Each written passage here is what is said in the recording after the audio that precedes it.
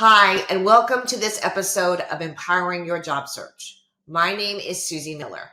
This episode is brought to you by the Strategic Advisory Board and my company, Control Your Career. I am a certified behavioral analyst and an executive career coach. I work with executives who feel stuck in their situation. I coach executives to control their career by giving them tools and methodology to land their next awesome opportunity and then to control their overall career path until they don't want to work anymore. So, the cover letter. Let's talk about the cover letter for a moment. The cover letter is probably the most debated and discussed topic in the career services industry and between career coaches and their clients. This is because it's basically on its way out. Cover letter usage has gone way down in the last few years, which is interesting because the cover letter used to be in place of the resume. The cover letter used to be the applicant's application. It used to be the document that someone sent in asking for a job, but times have changed. So now the cover letter is only used really it's only requested in about 50% of applications.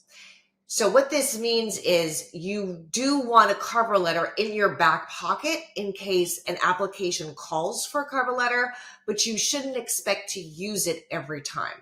And one of the reasons why the cover letter is on its way out is that people write really bad cover letters. I talk all the time about what constitutes a bad resume.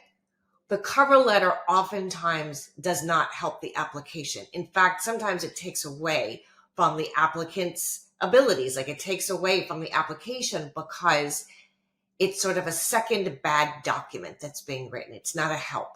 Now, there are some recruiters out there and there are some HR people who still really want to get a cover letter, who still really want to read the cover letter. And sometimes the cover letter still does make the difference between saying yes and saying no to an applicant. And on some applications and some job applications, they leave room to upload a cover letter, but on some of them, they also ask for additional comments and you could put the text of the cover letter in there. But as I say, this is a much debated topic because it's really company to company and hiring team to hiring team to determine the importance of the cover letter and whether or not it's a big help or it hurts the application. So just something to talk to your career coach about. How often are you going to need one? Is it really going to help you for the companies you're applying to? Or is networking alone going to do it for you along with the resume? So thank you for watching today's episode of Empowering Your Job Search. I hope this was helpful to you and your career. If you need further information, just click on the link in the description and I'll be glad to talk to you about all of this. Don't forget to like, comment, and subscribe to this channel so you get valuable daily updates. I'll talk to you soon.